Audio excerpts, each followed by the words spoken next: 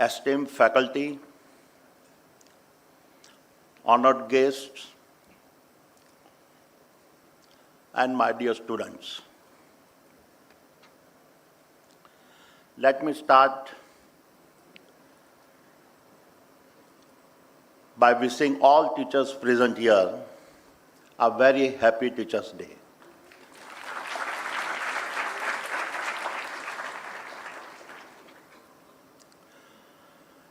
It's a great honor to address all of you at Hind College.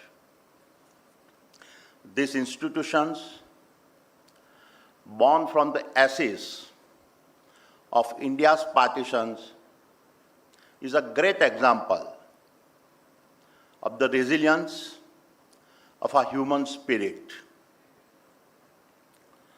I find it fascinating that 75 years ago, two visionary professors from the D.J. Saints College in Karachi laid the foundation for these institutions in two tiny rooms. Despite the immense challenges and human displacement happening during the partitions of our country, they dreamed of a future where the force of education could heal and unite. I therefore stand here today humbled and thankful to have been invited by Shri Vikram Nankani to share my experiences from this historic platform. Just as the Hind College was built on the principle of breaking boundaries and create a new possibilities, the theme of my talk today will focus on some of my own inspirations that allowed me to break my boundaries. And over the next 40 minutes, as I share my journey of entrepreneurship, I hope the stories will leave you with some learnings. My dear friends,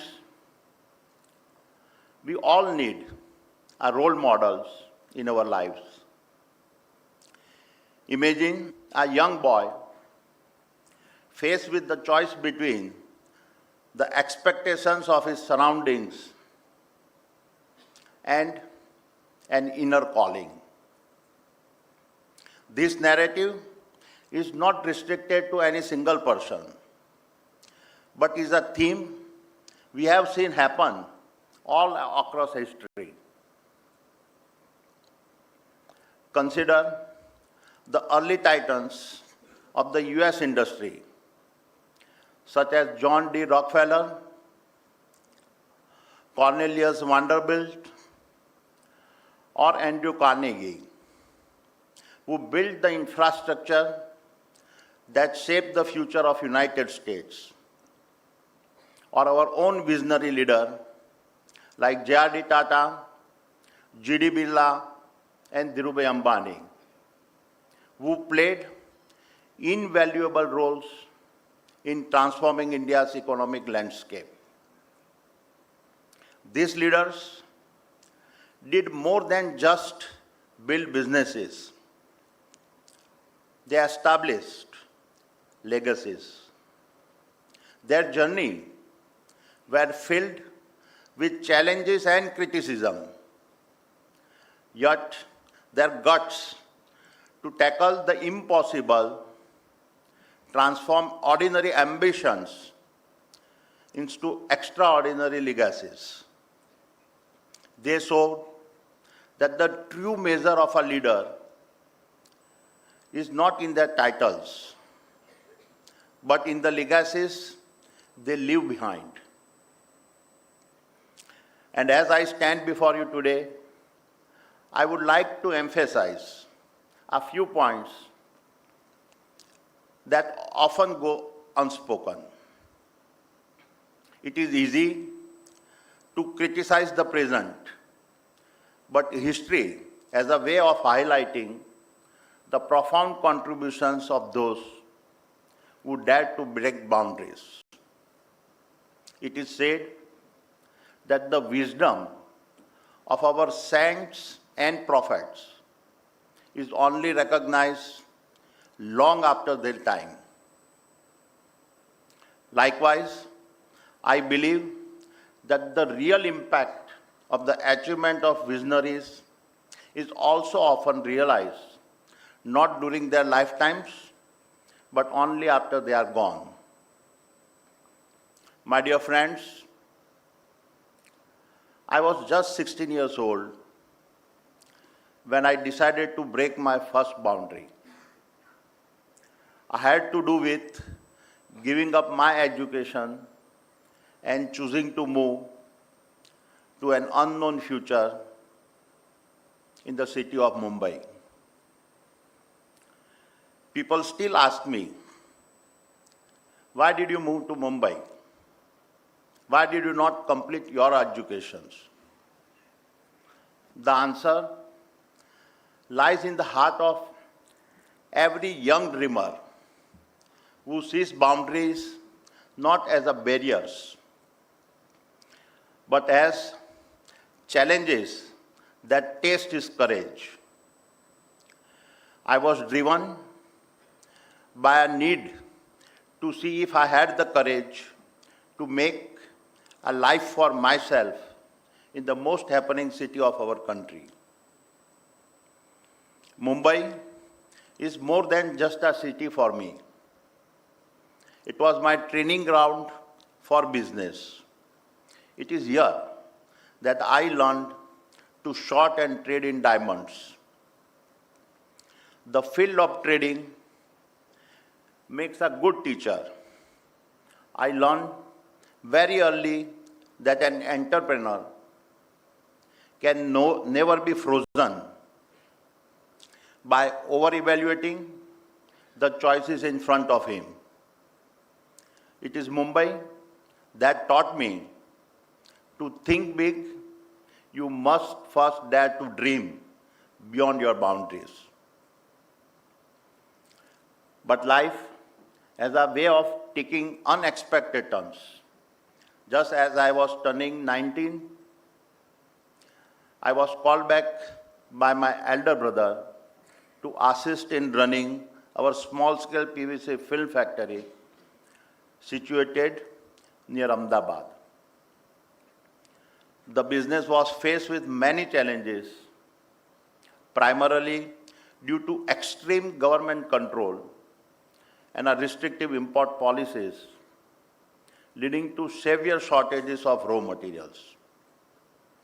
This was my first real encounter with the limitations of the business environment in India. Yet, it was also an early lesson that laid the ground for the next set of business I was to start on. The mid-1980s marked the beginning of transformation in India. In 1985, under the leadership of Sri Rajiv Gandhi, the country took its first steps towards economic liberalizations. The easing of import policies opened up new possibilities for businesses. Having run our PVC factory, I understood the pains of the small-scale import sectors, and therefore, despite having no prior experience in trading, I saw an opportunity in this environment of a new policy. I took a leap and established trading organizations for importing polymers to supply to the struggling small-scale industries. By the time I turned 23, my trading venture was doing well. Then came 1991, when India faced a severe foreign exchange crisis that brought the country to the brink of economic collapse. It was during this crisis that Shri P.V. Narasimha Rao, the then Prime Minister, and Dr. Manmohan Singh, the then the Finance Ministers, outlined a series of bold economic reforms. These reforms included reducing of import tariffs, deregulating industries, opening up the economy to foreign investments, and encouraging public-private partnership in infrastructure development. Every nation has its transformative years that change the direction of its future. 1947 was about a free India. 1991 was about liberalization of our businesses. And in 2014, under the leadership of Prime Minister Shri Narendra Modi, the essence of freedom was further accelerated as reforms and good governance took a central stage. All these years stand as a turning points, each building on the other in India's. If you like this video, then like, share and subscribe to ET Now.